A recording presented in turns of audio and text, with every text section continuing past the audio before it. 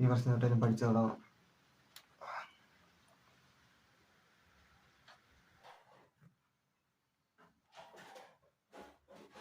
24 അല്ലല്ലോ, 25.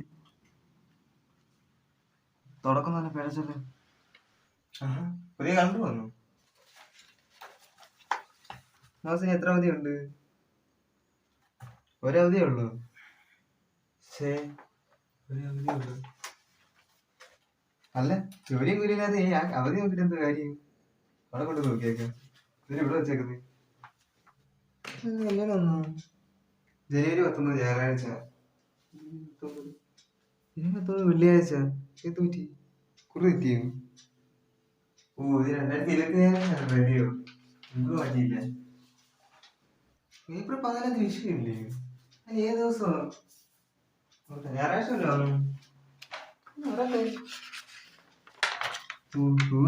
പഴയ സ്റ്റോക്കൊക്കെ ഇതിൻ്റെ അകത്ത് കയറിയോ? ഒരാഴ്ച പോലും കാര്യമില്ല. 2024 2025 രാഘവനും കുടുവിനും വ്യത്യാസമൊന്നുമില്ല, സെയിം ആണല്ലോ. ഞാൻ മാത്രമല്ല, ഇവരും മാറുന്നില്ല.